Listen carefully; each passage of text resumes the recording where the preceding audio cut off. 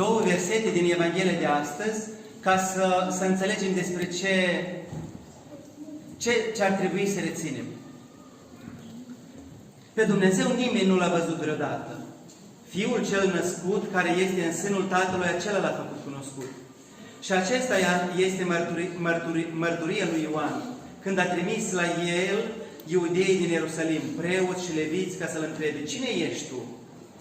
Și el a mărturisit și nu a tăgăduit, a mărturisit, zicând: nu sunt eu Hristos. Și ei l-au întrebat: dar cine ești? Ești Elie? El a zis: nu. Ești proroc? Nu. Ca să dăm un răspuns celor care ne-a trimis. Și el a zis: eu sunt glasul celui care strigă în pustie: pregătiți calea Domnului, precum a zis Isaia prorocul. Și trimiși erau dintre farisei și l-au întrebat și i-au zis: de ce botezi atunci? Deci dacă tu nu ești nici Hristos și nici Elie și nici un oarecare proroc. Ioan le-a răspuns: eu botez cu apă, dar în mijlocul vostru se află acela pe care voi nu-l știți. Cel care vine după mine, care înainte de mine a fost și căruia eu nu sunt vrednic să-i dezleg cureaua încălțămintei lui.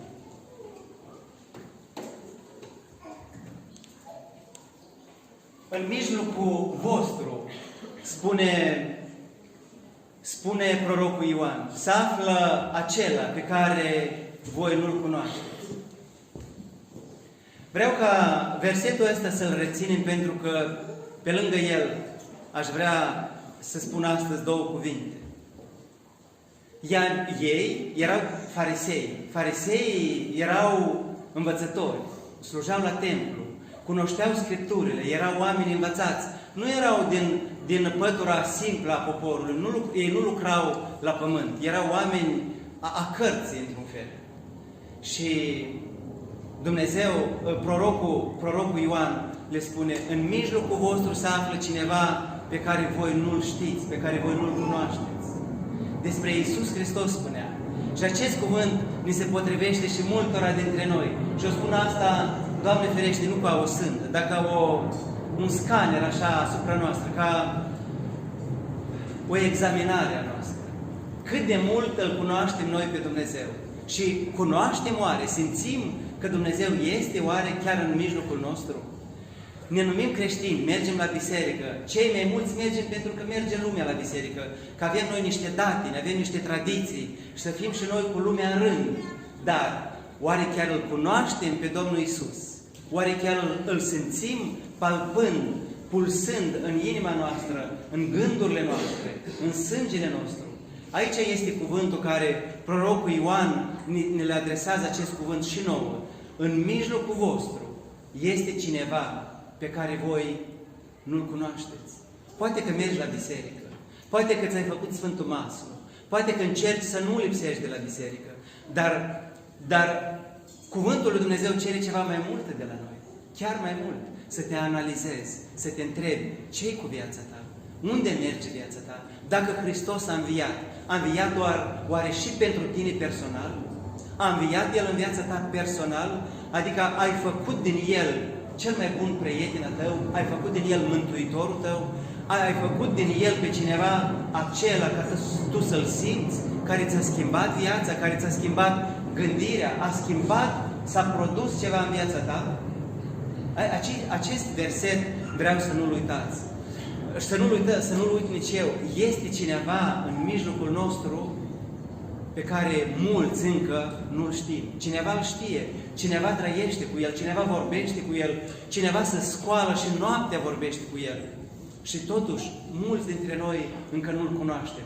Că dacă l-am fi cunoscut, am schimbat ceva în comportamentele noastre. Dacă l-am fi cunoscut, am avea mai multă râvnă, mai multă flacără, mai mult dor de Dumnezeu, mai mult dor de cer. Un al doilea punct, și cu asta am să închei, este că Sfântul Ioan prorocul, din Evanghelie pe care am auzit-o astăzi, zice: eu sunt glasul celui care strigă în pustie. Eu pregătesc drumul pentru cineva. Eu pregătesc drumul pentru cineva. Mi-ar plăcea ca noi, credincioșii, să fim în slujire pe care noi o facem în familie, la servici sau în biserică. Că noi trebuie să pregătim ceva. Noi trebuie să pregătim drumul acestor copii pentru ca ei în viață să nu-și piardă reperele, să nu-și piardă coordonatele, să nu-și piardă azimutul, adică să știe unde sunt ei. Noi pregătim drumul copiilor noștri și ei văd cum noi vorbim, ei văd cum noi stăm la masă, ei văd cum noi între adulți discutăm sau între soț și soție, ei văd ce facem noi când ne întoarcem de la biserică. Noi pregătim drumul copiilor noștri și ei ne scanează cât de mult noi îi spune, băi, pune mâna pe carte. Mai citește în Biblie, tot preotul mi-a ros urechile de Biblie. Mai citește în Biblie, dar el nu te vede pe tine, ca tată sau ca mamă, cum deschizi Biblia și nu o va citi nici el. Cum o deschide așa și o închide? Pentru că tata nu citește. A pregăti drumul, Sfântul Ioan Prorocul, a pregătit drumul pentru Iisus Hristos. Noi trebuie să pregătim drumul pentru copiii noștri. Noi trebuie să pregătim cuvântul care să află aici, pâinea aceasta vie. Noi trebuie să pregătim pentru cei care trec pragul acestei biserici. Știți ce înseamnă haos? Haos înseamnă iad. Toți fug în toate părțile. Toți vorbesc ce vor ei. E multă gălăgie. Haos înseamnă lipsa ordinii. Haos înseamnă lipsa echilibrului. Haos înseamnă iad. O melodie frumoasă se face din armonia notelor, din armonia sunetelor. Și când lipsește armonie, din acea melodie, care nu mai poți numi melodie, e un sunet care vrei mai repede să-l oprești, că nu-l suporți. E bine, pregătirea înseamnă ordine. A te pregăti. Dacă știi că mergi la lucru la patronul tău și ai de făcut o oră până ajungi la serviciu, tu te pregătești. Ca o oră de transport, de trajet, jumătate de oră acasă, jumătate de oră să citești, într-așa fel ca să nu întârzi la lucru. Și dacă noi pentru lucrurile din exterior ne pregătim, eu mă întreb dacă pentru slujirea noastră de aici ne pregătim. Eu mă întreb dacă pentru predici noi ne pregătim. Ca copiii dumneavoastră să poată lectura apostolul bine dacă noi ne pregătim. Eu mă întreb dacă noi ne pregătim să cântăm frumos, dacă avem repetiții. Că altfel nu putem să facem slujba Domnului frumos. Eu mă întreb dacă la ora 10 se începe liturghia, tu când ajungi?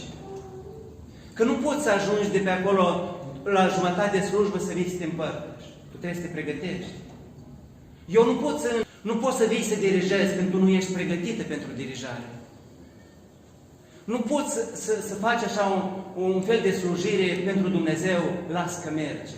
Că pentru patronul de acolo nu faci. A doua zi ești licențiat. De ce nu faci acolo așa fapta asta? Pentru că te dă afară și nu mai primești niciun ban. Pentru că noi acolo ne pregătim pentru slujire că ne dă un ban, dar la Dumnezeu, las că merge. Las că e bun.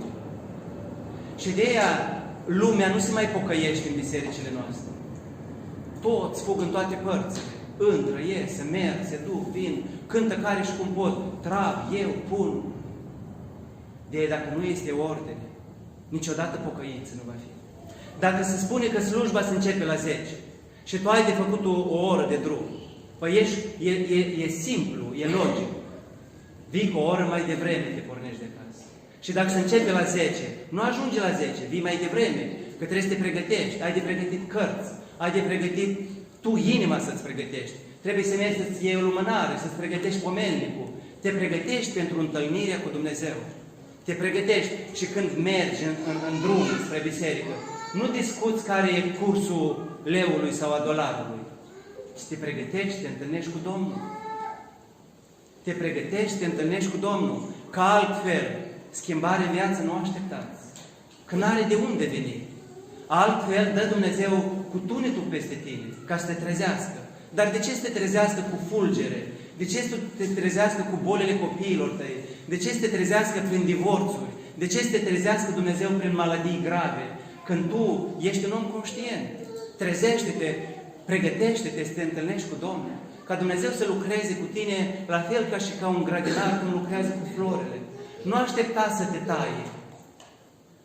Ne place cântările de bucurie. ne place să ne laude cineva, ne place să cântăm Hristos a înviat, dar puțini au mers cu Domnul Iisus ducând crucea spre Golgota. Puțini.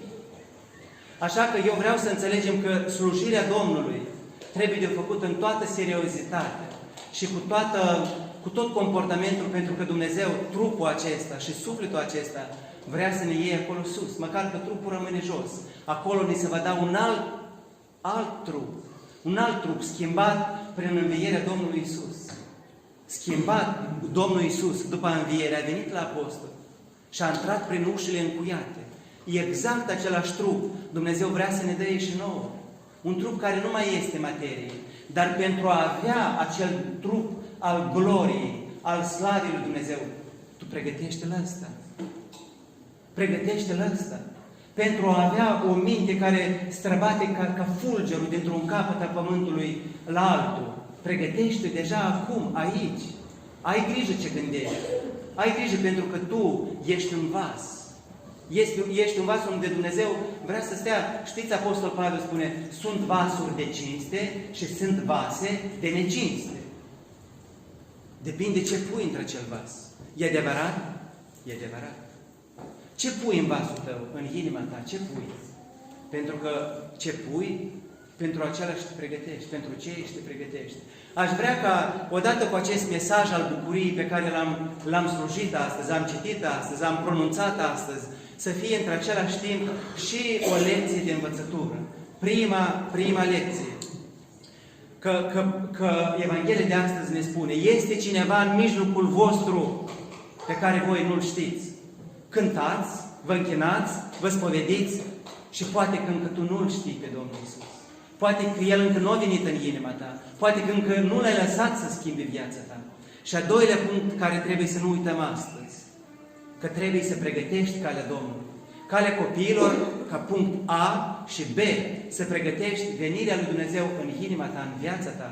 Schimbă-te, fă ceva, pentru că toți trebuie să slujim. Nimeni nu poate să spui, să te dai cu spatele la perete, altul va citi.